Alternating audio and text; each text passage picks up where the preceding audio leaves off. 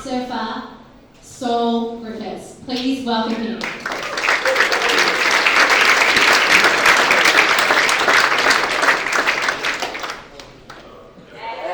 All right, I want to take issue straight away. Oh, good. Okay. You called me an eccentric. I believe strongly that if you think about science, at its peak of respect in the public sphere was in the 1950s. Science won World War II, the Radar Project, the Enigma Project, decode German subs, the Manhattan Project. And science was going to do all of these great things through the 50s and 60s. In the 70s, unfortunately, science started to conflict with economics. We realized that DDT was killing the birds and climate change was real. And I believe, if you think of the stereotype of a scientist in 1950, it wasn't eccentric. It was conservative, well-respected, upstanding member of the community. I believe there was in all of that, and think about like Rick Moranis in Honey, I Shrunk the Kids. Like, he's the prototypical 1980s scientist that we're trying to undermine, and then the trope of mad scientist comes along. Scientists are by very definition reasonable. They use reason for a living, they're logical, and we undermine it with mad scientists and eccentric. Just going to say. But is that then, are you living this dichotomous world of you're reasonable and conservative in your research, And eccentric at night, yeah, sure. and mad about the mission? I am in fact a mad scientist, but I'm just mad because I think this is important. We literally last week, I unfortunately have to be involved in American politics. I just spent 4 weeks there. I wondered how long we go until we got to that, but that's good. Okay, go. You're running the show. You shouldn't have given me the mic. Last week, so traditionally the process is the Department of Energy in the US, its job is to interpret climate science and then make energy policy to hit the climate goals. Last week they basically hired the 5. Normally that's a process that takes 18 months, like there's 1,000 people involved. They gave 6 weeks to 5 of America's most famous climate deniers. They wrote a report, it has the imprimatur of the Department of Energy, and it's like the best hits of climate denial, and that's now the established science in the US. And the arguments are, it makes trees go more, so it's good. Even if America electrifies its car fleet, it's only 3% of global emissions, so like, bother, you hear that here a lot. Anyway, other various denials, and so they concluded that for American economy, climate change isn't really an issue. And they've done that so that, mark my word, in the next 6 to 8 weeks, they will overturn the engagement finding of the Environmental Protection Agency that carbon dioxide is the pollutant and the problem, and then all of the policy work on climate is done in the US. So it is important to have respect and not undermine our scientists, even if they are eccentric, because we are in the most full frontal attack on science and reason for 300 years right now. It's important. Let's go there. Let's We're going to talk about electrifying people's minds. Let's take back to 2015 and the whole world got together on the Paris Agreement. You know, let's go to the largest climate policy in the world, the Inflation Reduction Act, led by the US. You were a key architect in that. I mean, let's call it. So much can change, but you know, I think to that where the US is, it's the only country that did pull out of the Paris Agreement. You're going to correct me on that, aren't you? But where are you now? Mentally, physically, emotionally, after... Alright, so it's good context for everyone to be aware of. So the IRA, terribly named Inflation Reduction Act, it was going to be called Biden Build Back Better. BBB. So there's a symmetry here because you remember the big, beautiful Build BBB, right? Literally, Trump's agenda is owning the list, including still on it.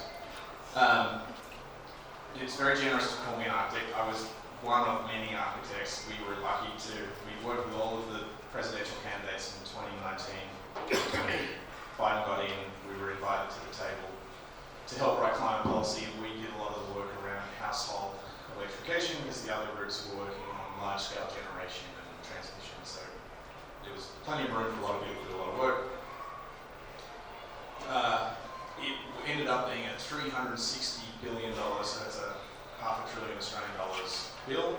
It was designed so that every one of those dollars would get about $10 of other investment. So really it was going to launch about $5 trillion worth of capital. I mean, you felt the ripple effects across the world, particularly high innovation in Australia as well. Yeah, and last year everyone was like, oh, we can't hire anyone because they're all going to the US chasing money. So it was big. Let's be perfectly honest though, there were two major problems. It was only 1/3 of the ambition we needed for a 1.5 to 2 degree world. So it wasn't enough. And the other problem is the political problem. The Democrats didn't have a supermajority in the Senate, so they couldn't write legislation. They could only write a reconciliation bill, which is basically all they could do was play with the tax code. But then it made it completely regressive, classically regressive politics, meaning you had to be rich enough to pay a lot of tax to qualify to get the benefits of this bill. There were some efforts to make it less regressive, but it was going to create the haves and the have-nots, and so that was sort of the problem. So it was not perfect. It was still nevertheless the biggest climate legislation ever. In the last 3 months, 2/3 to 3/4 of that has been overturned and repealed by the Republicans. My organisation, Rewiring America, we started a consortium with a bunch of home builders. We were actually a recipient of $2 billion of that to do decarbonisation of low and middle income homes. We had our bank accounts frozen by the US government. That's illegal, by the way. Privately held bank account. We won the first 2 court cases. They had to unlodge that. So then they cancelled the Treasury contract, and now we're under FBI investigation. Fun. So Should have gone with the IRA. should have gone with the IRA. Makes you want to be part of that. Hello, FBI. It's recorded, so great. Put it on the internet. It's going to be great for me. I mean, you do have to worry. My wife makes me carry a burner phone when I go back to the US. I have had friends reject at the border. So it is an enormous turnabout over there. And right now, huge numbers of the innovators who work on new technologies, they've lost their funding because they've cancelled all those contracts. My own company, we lost a couple of things. We were doing research on better heat pumps and better induction that all got cancelled. And so there's now all of those kids want to come here and do the work here. So I was going to say, and I have heard about, US's loss could be Australia's advantage. So how is your recalibration to the opportunity Australia has now? You have the founder of Rewiring America, now founder of Rewiring Australia, and that huge piece of legislation, not as big as IRA, but in Australia, we Rewiring the Nation. They just really liked your name, so the Australian government has put some money towards it as well. That may be coincidence. Rewiring the Nation is the $20 million the Australian government dedicated to long distance transmission. They've also done other policy that we didn't have any influence on that. The cartels owned that before I even came back to Australia. I think all of that's already been spent, even though we haven't seen any of it being built. So, and when you say cartels, you mean special investment vehicles by the government? what are called the TNSPs, the Transmission Network Service Providers. These are monopolies. They get guaranteed returns for those investments. We dedicated those investments before any serious effort to say, well, what if we did more rooftop solar in Noosa so you needed less transmission across Gippsland? Those studies won't even run. They just lined up at the trough and took the money. We probably won't all go to waste. Okay. So what is the opportunity for Australia? Like, talk us to this landscape, because when we think about policy, anybody who has a business, like I'm looking at Matt who installed my solar, like you want there to be a good political landscape for electrification. And we've got... So we have 2 huge opportunities in Australia. We really are one of the first countries in the world to go through the economic tipping point where now anything that you electrify saves you money over the lifetime of that thing. So if you buy an electric car over the next 10 years, you'll save so much money not using petrol that even though it's more expensive today, it'll save you money. Same with the water heater, the kitchen stove, everything. And does that matter where that electricity comes from?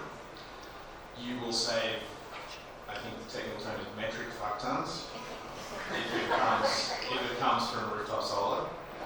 And you'll save less if it comes from the grid, but nevertheless it's still better economically than buying petrol or buying gas.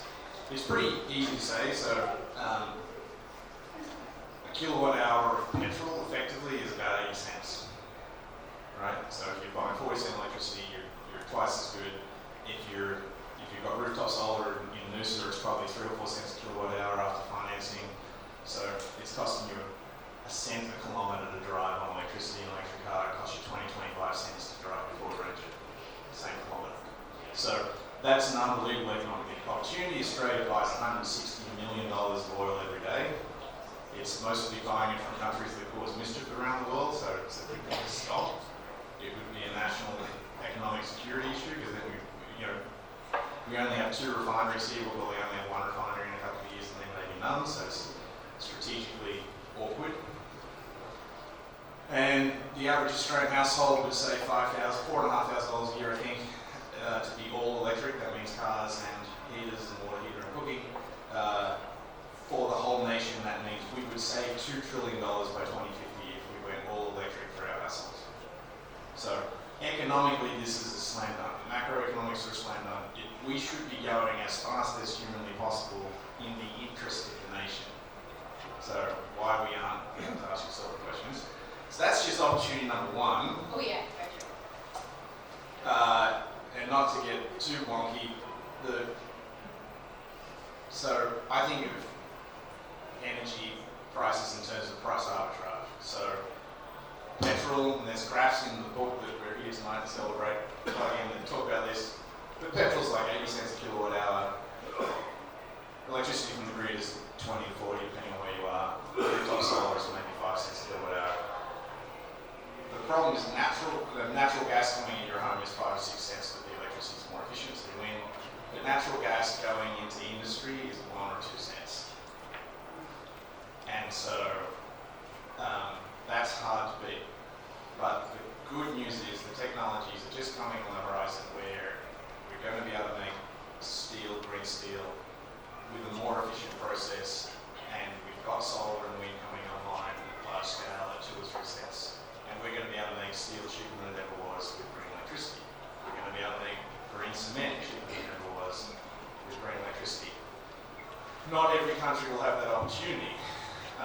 Australia has such extraordinary renewables that we really can be the country that does that. We also have rewiring Taiwan and rewiring New Zealand, so I see this around the world. Taiwan can't grow its energy. It's a small island with a lot of people. And they make iron for their... That's a great thing. No, I love it. President of the Clean Tech Association. That's probably Albert calling and asking how to go for us. Just check on the metric tons. Oh, the metric fuck tons, excuse me. My son's got override on his side. It's all good. Anyway, so Taiwan, we currently sell Taiwan coal, LNG, and iron ore, and then they make steel there. But making steel in Taiwan isn't that good a deal for them. They want to make chips because they make a lot of money on chips. So a better deal would be we make iron here, we send them iron, they use the energy that would have made iron there to make chips. We go up the economic ladder because we're making iron instead of dirt. They go up the economic ladder because they're making chips instead of bicycles. And the same can be true for Taiwan, the same can be true for Japan. So because we have this extraordinary renewables, we're still a few years away. These are all technologies that are in the lab, not at, or ready for piloting, but not ready for millions of tons. But that will happen in the next decade, and that's the second great win for Australia. And then just for round numbers, depending upon the price of iron ore, we currently get 100 to 200 billion a year for iron ore. If we were converting our iron ore that we export into iron, it's worth well north of $2 trillion. So we win. opportunity to squander. This is the yes.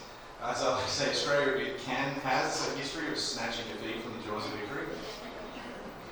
But we currently have a chance to win this one. What are those? You mentioned the home, because it is interesting. Like in the climate action and advocacy space, it's all about individual action, and then it's actually it's about systems change. But actually, I love your books. You talk so much about what you actually can do at home and the size of the opportunity we all did this. What are those 5 key actions that we need to do at home? So I would say that the systems change individual opportunity people, yes, it is. The individual opportunity is that for those households in Australia that can afford it, which isn't everyone, and what I mean by afford it is to afford the upfront cost or have access to a credit line to buy battery or buy solar. So that's, if you're in the 1% in Australia and you haven't got solar and electric cars, you're a plain fucking hypocrite. Don't have to put your hand up right away. No.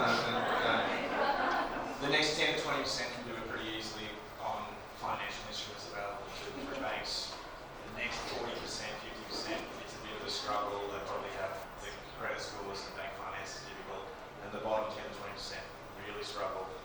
But they'll probably get it through social housing. But anyway, at the top end, the economics is now simple. I want you to panic, climate change is real. Get really anxious about it, and then I want you to make 5 good decisions in the next 10 or 20 years. Because all of the emissions that you personally have agency and control of come from your hot water heater, your space heater, your cooktop, your cars, and where you purchase your electricity from. And so, at first, the publisher, I've written a couple of books with the publisher, and they said, we want you to write a how-to manual for electrification for Australian households. We want it to be like street level. And at first I was like, that's not, maybe not, I shouldn't do it. And then I thought, I should really embrace this. And so the book basically is a how-to of how to buy these 5 things. And of course I've got some mates and I interviewed them because they're actually experts. I'm just like a physicist, not a person who installs solar. Just a mad scientist, yes. Just a mad, very mad fucking scientist. Did it to me again. So I interviewed a mate who's installed 135,000 solar systems in Canada, and he talks about how do you buy rooftop solar in Australia and how you should get 3 quotes and just practical on the ground guide and then talk to people. I used to say that nobody has an emotional relationship with their water heater. Turns out that's not true. I found the guy and I gave him the book. and he waxes lyrical about how handsome, and he waxes lyrical about heat pump water heaters and just how efficient they are and extraordinary, and they really are. But the book goes through all of these examples. So what I mean by making decisions in the next 10 or 20 years, I don't want you to leave this place in a state of guilt because you're not yet zero emission, you haven't done the 5 things. It would be irrational if you bought a Toyota Corolla 3 years ago to sell it today. But in 10 years, when its wheels fall off, that's a great time to get it on your vehicle. No, the Corollas, I chose the cockroach. The Corolla may never die. But water heaters last 10 or 12 years, space heaters last about 15, kitchen stove lasts 15, but most Australians renovate their kitchen sooner. But if you think about the next time one of these things is going to fail in your life, or you're doing a reno, these are the moments where if you electrify then, it all stacks up. And then of course, doing solar if you can afford it as soon as you can in Australia makes economic sense. And now with the battery rebates, that's bought the economics of the battery so that they work. So that's a good piece of policy that works for Australians. And so that's pretty simple. Of our domestic economy, that means things we don't export. We've just talked about 40% of our emissions, just the decisions we make around our kitchen tables. Small businesses' emissions are from the same things, from the vehicles in the small business and from the cooktops and the heating systems. And if you add those, that's more like 65% of our domestic economy emissions of those decisions. So we have a lot of agency in doing that. Yes, we also need systems change because a lot of you will be getting a less and less good deal for selling your solar factory. This is the systems change we need to go at, which is changing the regulations of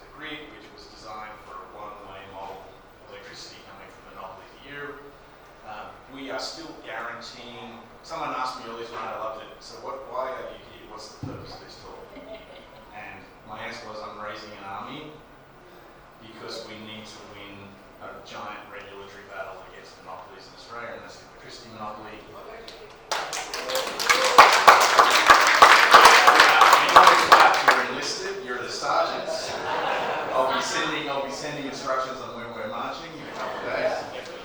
What can we do? What can policy makers do to help with that systems change? So, Or the army that has just amassed in this room too. can we get wonky on energy regulations in Are we Australia? allowed? It's good? Yeah, I got to know from the house what we can. Alright. So, our electricity grid used to be owned by cities, then it got rolled up into states, and then starting in the 80s through the Hilmer reforms, we privatised a hell of a lot of it. So, the council used to own the local poles and wires, but for a large part now doesn't. In New South Wales, they're owned by foreign Singaporean and Malaysian wealth funds. To sweeten the deal of the privatisation, the government guaranteed returns on investment of assets on that, so they call that the RAD. So if whatever the company spends on poles and wires, they can get guaranteed, it's somewhere between 8 and 11% returns. In the near future, in fact, today, for many communities in Australia, the largest generator of electricity is our rooftop solar. The largest batteries are going to be our cars and the batteries in our homes. We're not getting 8 to 11% guaranteed returns. So we have a fundamentally unfair electricity market designed to protect the generators and the assets coming this way. They are playing defense and they're throttling what's happening here. It is really important for a whole bunch of reasons. We pretend when someone here doesn't have solar and someone here does have solar and you live near each other, we pretend that the person with solar has too much and they sell it back to the grid and it travels to Brisbane or maybe to Melbourne depending on who the company is. If you're with AGL, we pretend it goes to Melbourne. And then it comes back to your neighbour and they charge you 40 cents. But there's a thing in physics called Kirchhoff's law. So that's pretty cool. It just means the electrons are lazy and they want to go as little distance as possible. So none of them go to Melbourne, they jump the fence to your neighbour. So we have a market that doesn't resemble physical reality. And if you were building the lowest cost energy system for Australia, because you don't have to build poles and wires, the cheapest electricity is on your rooftop behind your meter. The second cheapest electricity would be solar on this building or on the local Bunnings or on the car park by the surf club that also serves the community. But we don't design the system to make sure that all of those transactions are neighbour to neighbour. I still think it's fair to pay the poles and wires people for sending the electrons, but only a couple of cents, not the full 40 cents like pretending it went to Melbourne and back. If your electricity, of the price of the retail electricity you buy, somewhere between a third and a half of it is for the local poles and wires. They're only getting used about 25%. So my friend Francis says, if we keep the wires warmer, we'll do it better. And what he means is, if we're all sending from my solar to your battery and your car to my stove and backwards and forwards over the local wires, we should be able to put double the amount of electricity on the local wires without appreciably changing their cost. And that will mean that portion of the electricity price goes down for everyone, whether you're a renter or a homeowner with solar. So that is the prize to win, but the current design of the electricity market doesn't allow that. So that's what we're raising the army, and what we're all going to go and have a very wonky conversation about governance and regulations. And community batteries. And community batteries and virtual power plants. Ask me about both of those in a minute. But just to emphasise this point, the National Electricity Market, the NEM, governed by the Australian Electricity Market Operator, AEMO, regulated by the Australian Energy Regulator, AER. AEMO is a 51%, 49% partnership between the generators of electricity and the government. There is not a formalised board seat or voting role for any representative of the Australian punter in that market. That seems a bit odd when we're going to be generating half the electricity and most of the storage. So that's what we are angry about. We want representation and we want the right to fairly transact energy with our neighbours.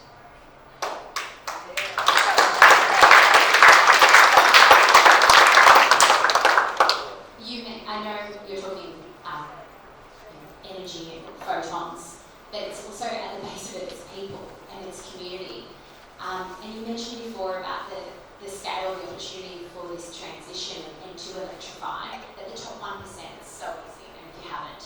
And then for those that can afford it, and for those that have, got bound to their roof and got some solar up there. But what about those that can't afford their rooftop solar? What about those renters? What about those that, a single income family? What about those that are on the periphery? Why should the cost of solar be a barrier to accessing clean energy? Yeah, the tragedy here is that those Australians who, this is absolutely the way we would smash our cost of living crisis. But the very Australians who need this the most don't have access. So the cartoon I have in my mind is to think about a single mum in Western Sydney with a horrible 50-minute commute who would save $3,000 or $4,000 a year with an electric car, but probably her partner left her with a shit credit score and she can't get into one. So I believe strongly that we need to create new financing schemes. The Australian government has led the world in creating new types of finance. So HEX was allowing people who normally wouldn't be able to get a loan to get something that was valuable in the future, in that case in education. We should be able to figure out as a nation how to help finance every household to come along this journey. We know it's going to lower their cost of living tomorrow, but they don't have the $20,000 for the solar and battery today. This is a solvable problem, this is solvable finance. And I like to think of the whole energy transition as a transition from fuels to finance. So today you buy a cheap machine, a petrol car, and you feed it very expensive fuel. And what the electrification revolution is, we're going to sell you a slightly more expensive machine and give you practically free fuel. And the way to solve that is with finance. So I think there's a big role for the government to play there in the long term. And then if you get the regulations right, as we mentioned earlier, we'd be able to drive down the price of electricity. We're not feeling that yet because we haven't got the regulations right. So those people who have got solar are crushing it, and those people who don't are watching their electricity bills rise. This is actually undermining the cause of electrify everything, which is our way to zero emissions, because people are like, hell no, that's going up. So we need to fix these things. You're talking about talking to government, and there's a few levers, or there's a few things that the government needs to do. We're looking at, the federal government's going to be in for probably another 2 terms. Looks like they got enough mandate to fix public education too. There's a lot of things. Now, being one of the key architects of the largest ever climate policy in the world, and it must be heartbreaking seeing it being dismantled, but what will be your Australia IRA? I know that the National Reconstruction Fund was the kind of call to this is our answer to it, and it's $15 billion and not anywhere near close to it. But what's it's also, our chance? Yeah, well, remind me to come back to the NRF. No, we should, because there's some important points that make me eccentric in that. So we know that the economics work, microeconomics, meaning for the household they work, macroeconomics for the nation work. This is a good idea. So the Australian IRA, the IRA was tax deductions. We don't have to do it with tax deductions, that's one way to do it. I think the battery program we just did was very cleverly designed. It was based on the solar program here that was clever. So 15 years ago, solar was a bit more expensive than the grid, so we gave you rebates and then feed-in tariffs that made it economically work. That drove a huge amount of adoption. We built skilled workforce to do the job well, and that's why we really cheap solar in America does it.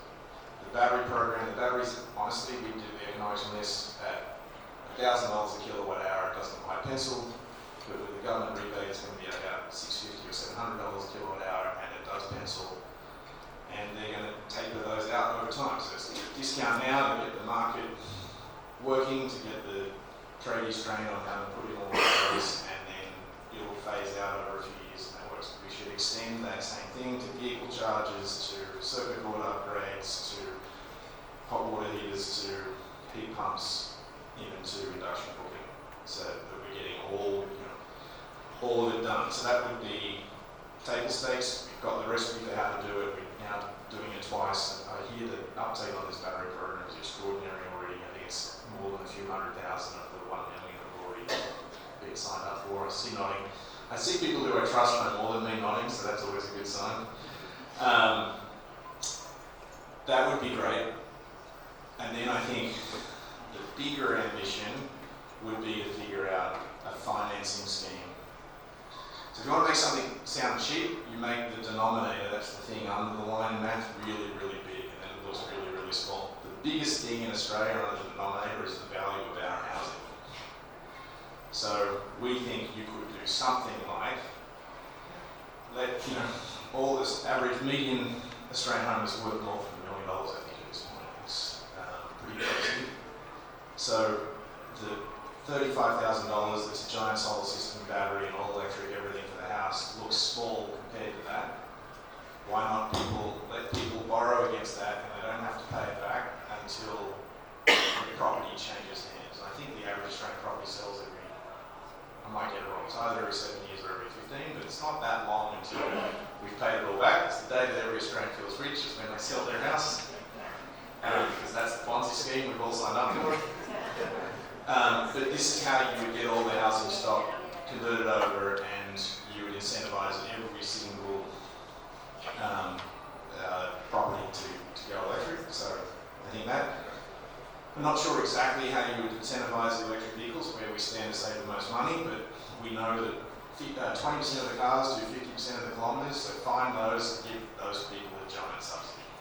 And just the fact we're not buying foreign oil, it pays itself back. So that would be sort of the domestic economy version, do the version of that, not just for households, but small business. This doesn't have to cost a lot. We actually modelled out that home loan system. It's a few small millions of dollars for the government basically to administer it, but because the government can think 15 years out, it all pays itself back. So it's like basically revenue neutral, everyone's a winner. Except the regulators. Well, I think the regulators are in a different fight to this one. That's a different problem, yes. The generators, in this case.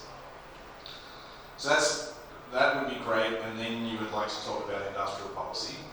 And we've announced things in Australia that sound like they're the right thing. So the National Reconstruction Fund, and the Future Made in Australia Fund, and the Clean Energy Finance Corporation, and all of these things. But the interpretation of their mandate has been very conservative historically, so they believe they have to make 5% returns, and they apply that to every single project in the portfolio. This means we're taking zero risk. We also really believe in cost share for Australia. So if you apply the money from the Australian Renewable Energy Agency, you have to make half of the cost of the project. So that's okay for me.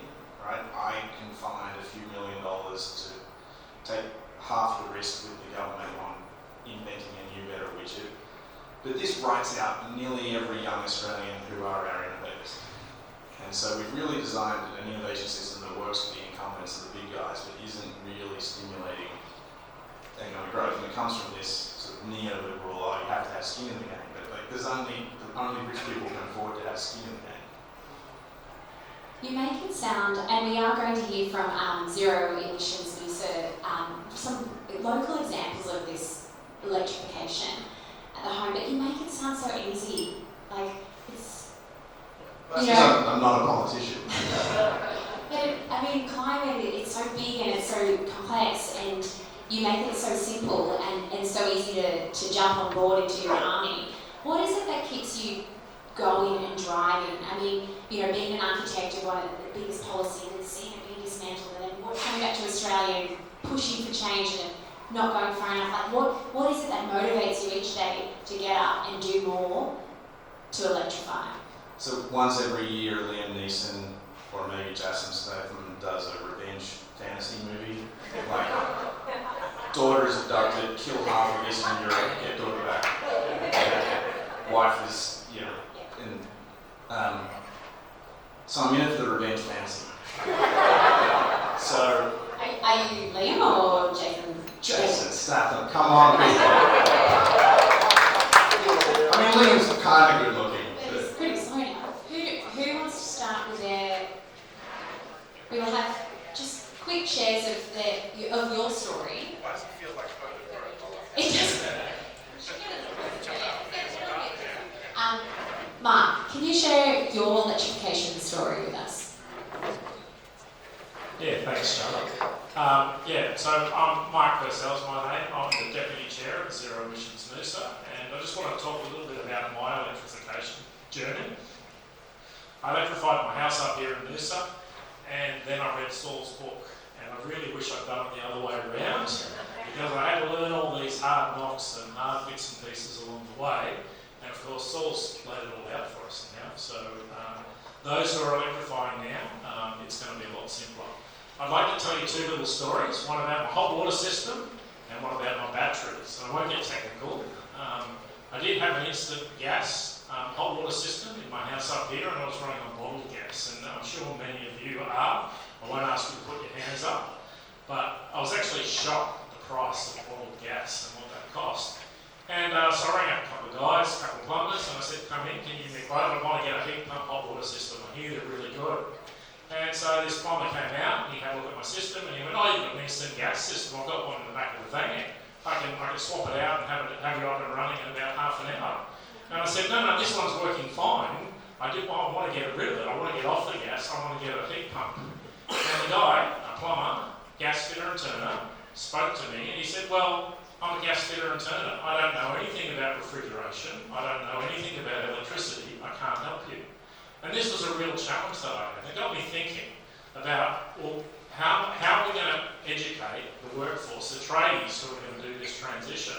So for this guy, this plumber, good looks like gas hot water systems because he's built a successful business. He's been doing this for 10 or 20 years. He's got a very successful business.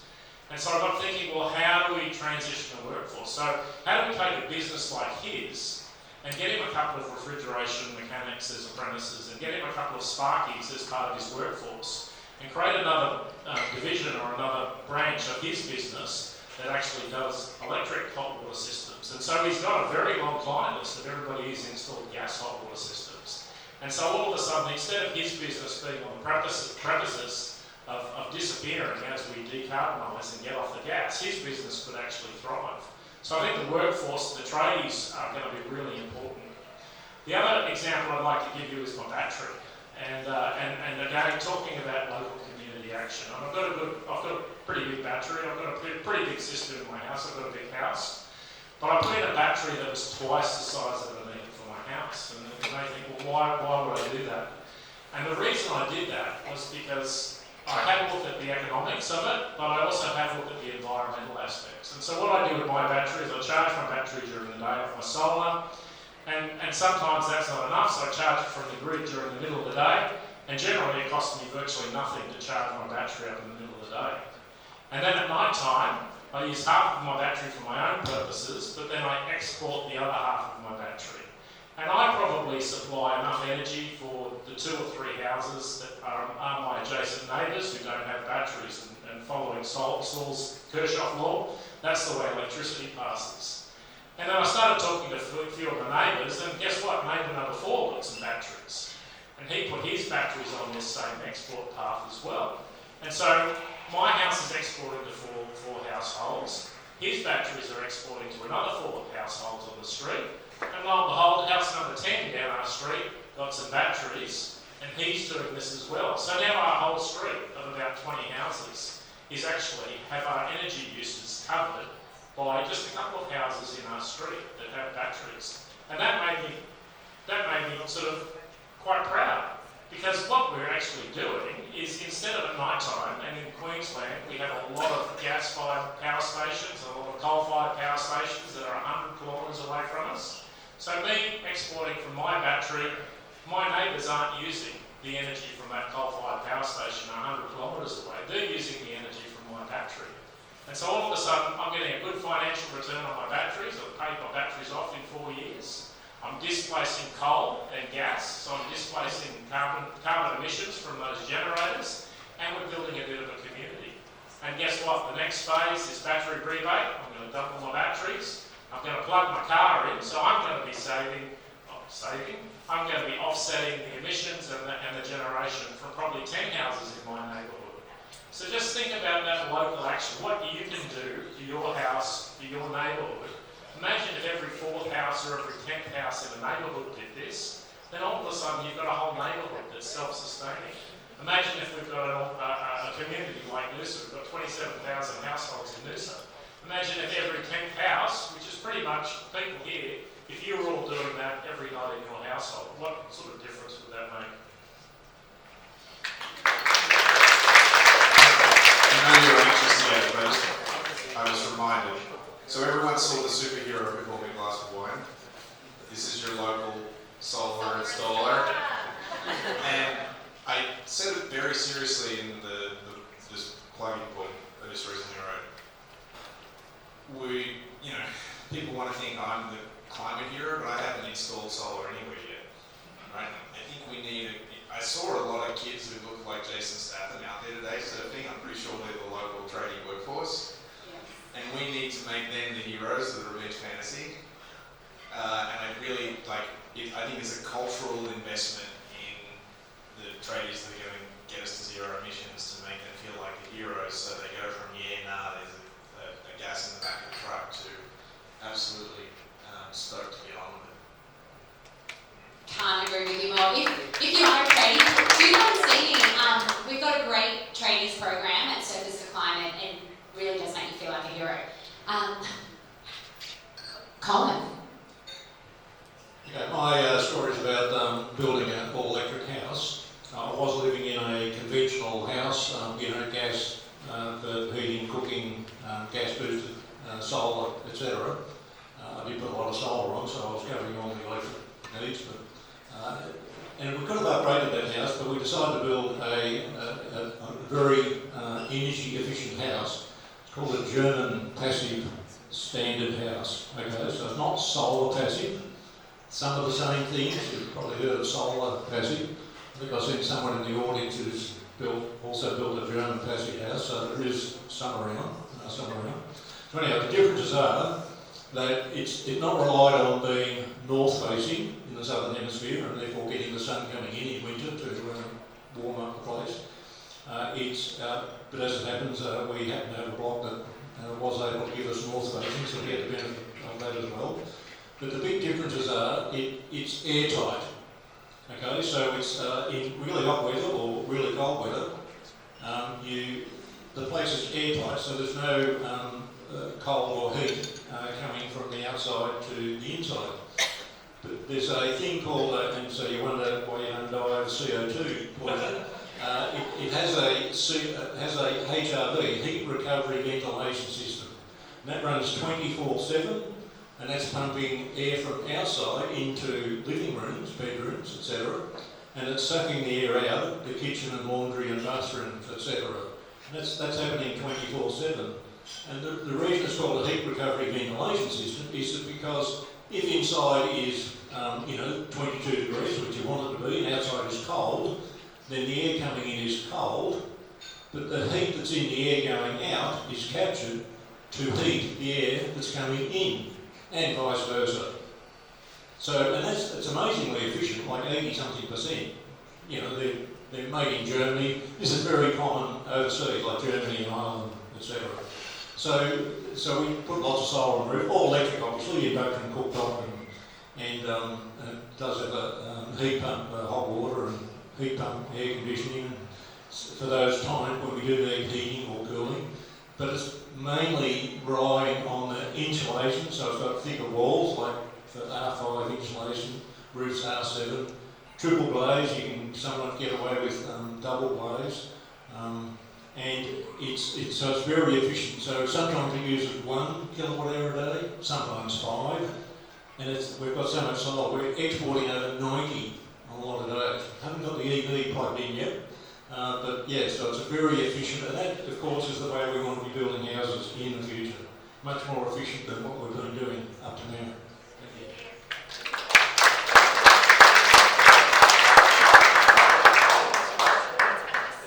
All right, first of all, I'll make a confession. I don't have a heat pump. I don't even have solar. I know, I'll leave now. The challenge is I live in a rental house, and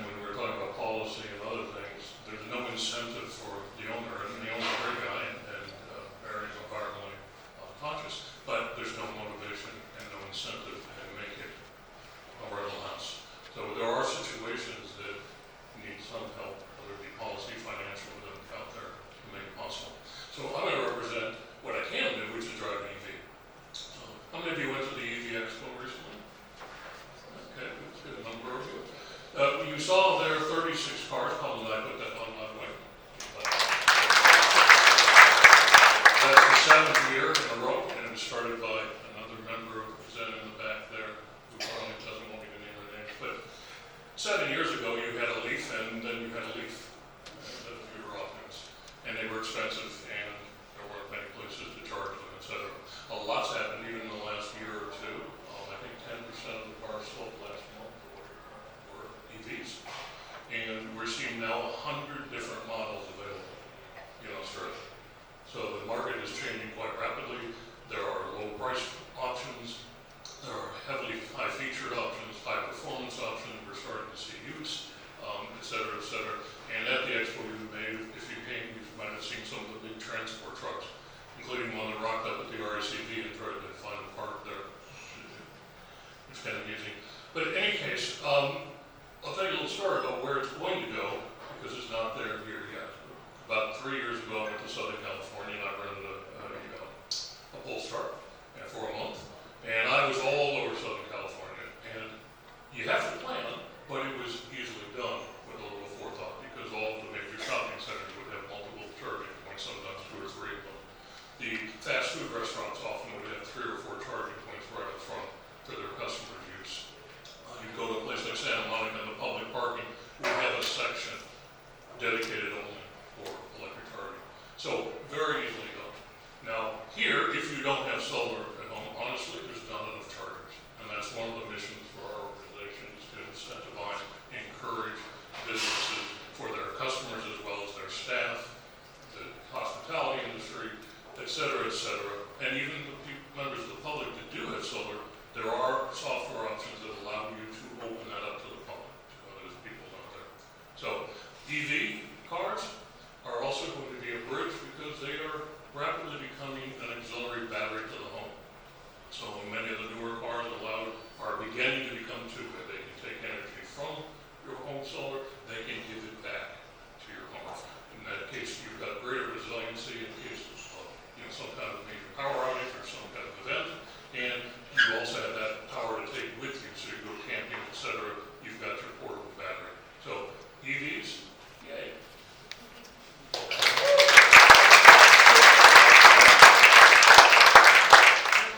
Zero Emissions Noosa, can you talk us through what people can do right here, Jenny?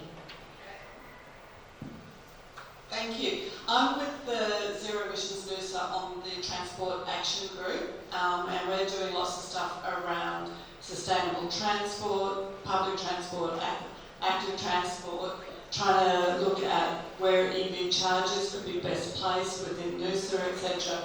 So if you are interested in these topics, please join up. We need as much help as we can get. Particularly 2 activities I want to talk to. The first one behind me is the Noosa e-bike library. So this is the first e-bike library in Queensland, and probably the 3rd in Australia. And we started this year with a grant from the Queensland government. So we now have 4 bikes from them and 1 bike from Swiss e-mobility, so 5 bikes altogether. And the idea is that people that are e-bike curious can come along, try out some of these bikes. So we encourage people to get a couple of bikes out at different times so they can see what is best for them. And we're having a really good success story. We're getting older people who want to transition from a normal bike to an e-bike, people that want to ride to school with their kids, etc. So if you're interested, look at our website and try out an e-bike. The second, I've got Vivian at the back telling me she's got brochures, so please pick up a brochure. And the second project we've got going, or initiative, is called Go Car Free Noosa. So 22nd of September is World Car Free Day.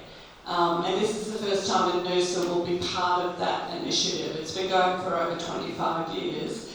And the idea is trying to encourage people to go on public transport, on active transport, and for the week leading up to it, we've got some great prizes as incentives. So if you want to pledge that you'll swap out at least 1 trip to go, so not take a car trip, maybe you'll carpool, maybe you'll cycle, and you can go in the draw for some of these prizes. So those, and if you want to come help us with any of these initiatives, that would be great. Thank you.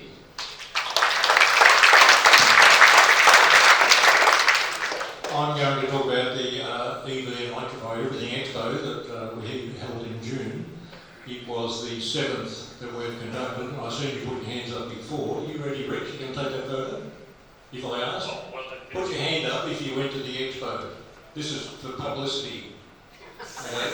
And Rex is the expo coordinator, and I've got notes so that you've seen how big he is. I don't want to get in trouble by missing something. Did you, those that were there, or people otherwise would know the electric biking, so Sam Evans, you might have seen him at the expo. He described our expo as the biggest in Queensland. So that's not a bad effort for Rex and people who put that together. And well, I suppose this is just possibly out of order, but do you think those that were there, whether you're there or not, do you think we should have another one next year? Put your hand up, you think that's the case? Okay, thank you. So some of the things, our event manager, that's an organisation called MAST, they estimated there were 6,000 people, so that was bigger than we've ever had before. And Rex, and with help from some others, managed to get 65 exhibitors, including 34 different electric vehicles. And some were trucks, like there was a prime mover there. You know, the stuff that's coming, it's just mind-boggling. And there were vans, etc. There's certainly a whole range of different cars. As I said, this year was actually the second year that we've done an Electrify Everything aspect. So there was a number of solar suppliers who obviously have batteries, given the federal battery rebate. It's very popular. And Jenny was there with the e-bike library. You might not recognise this, she was getting around in a koala suit. And the trail ride area we had again, and that was a way for people to test ride the various bikes that the dealers had available, which was really good. So we did get responses from visitors in a survey, and 2/3 of them came to learn about electric vehicles, that might sound obvious, and 1/3 came to learn about the Electrify Everything aspects, and certainly batteries. And they all, well, a big percentage of them rated it 4 or 5 stars, and that's out of 5. So that was really well done. Again, thanks, Rich. And and a whole lot of these people are planning to buy an electric vehicle. So, and people prefer to come to these expos, and they sit in a BYD, they sit in a Leap Motor, they sit in the Toyota, whatever that's a funny name called. And all these different cars, they just walk along sitting in the different cars as opposed to going to a dealer and hearing the sales pitch, and you don't get to compare them. You don't get to compare them side by side. So the expo is really good for people who are shopping for a EV. And of course there were lots of bikes and scooters and all sorts of electric transport. And likewise the exhibitors themselves describe it as very good expo. We always have an interesting time with these dozens and dozens of people with cars and trucks and trailers, etc., turning up and finding space, their space, where they've got to be. So anyway, we thought it was a great success, and hopefully you will all get there next year if we have it. Wonderful. So we'll look out for it next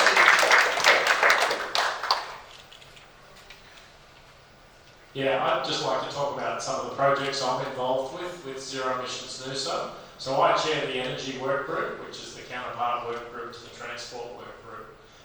We have a monthly meeting and we get together, and sometimes we geek out on energy standards and other bits and pieces, and sometimes we just talk about what people are doing in their households. Some of the projects that we're really focused on, we're very concerned, obviously I told you about my house, but we're very concerned, well, what do we do about the whole Noosa population? And we have a lot of strata and a lot of apartment dwellers, a lot of renters in Noosa. So one of the projects we ran was actually a solar for strata project. And we actually, in concert with Noosa Council, who sponsored us, we accelerated 8 stratas in Noosa through a solar process. It's quite technically difficult dealing with bloody corporates. It's quite technically difficult if you don't own the roof over your apartment or your house. We managed to get 3 of them through, and that was a roaring success. With our engagement with Rewiring Australia, we've realised that actually putting solar on strata isn't actually that common in Australia. Lots of people would like to do it, but they don't know how. So that's one of the projects we've run. Another project we've run is solar for low-income households. And again, in concert with Noosa Council, Council gave us some funding and we identified some low-income households in the Noosa community. People who were doing it quite tough, people with concession cards and other things. And we were able to, in a very quick succession, install solar systems on each one of those households. And that solar system is actually making quite a substantive difference to the quality of life of those households. This is energy that they wouldn't otherwise or may not always be able to get access to. And so that was a fantastic project, and we would like to take that further and do that for more households. And then the final project I'll talk about is the Rewiring Noosa project, and it's inspired by Rewiring Australia. And I was excited with what I did with my house, and I'm like, how can I help my community? How can I help the Noosa community?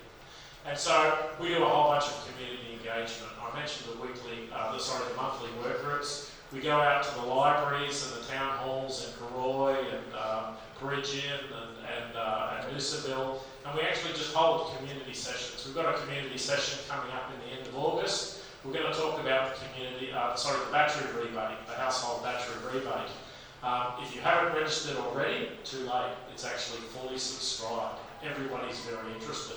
But we do pretty much do a community engagement session every month. We've put up some online testimonials. We've got some videos from ordinary households who have adopted some of these technologies. We've got a toolkit online where you can read about how do things work like that. We cover the standard electrification systems from Noosa, from Rewiring Australia, so your heat pumps, your electric vehicles, your batteries, your solar, but we've added an extra one in for Noosa and for Queensland, and that's your pool. How do you optimise your pool, both your pool filters and your pool heating? And obviously that's a big thing up here, a lot of Noosa's pools, and so we've got a bit of a focus on optimisation for pools as well. Thank you so much. It feels like it only feels radical and eccentric, maybe mad, until you get all of Noosa on board, and then it's like, let's just get it done. And it's really inspiring to see what Zero Emissions Noosa is achieving and what we can achieve in this community, so much like Austin Uni. So, Anne, would you like to... Oh, you have your own mic. Fantastic. And we can keep the questions and conversations going after this, of course.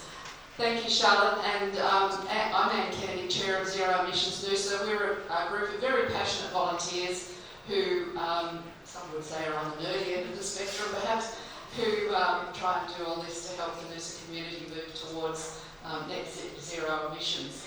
I'd like to thank Charlotte for being our MC this evening. And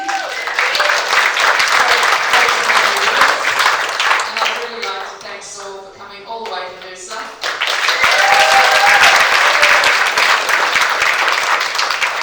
Fabulous to have you with us, and it's been great to Saul met with Council this afternoon, so we've had a lot of great conversations during the day.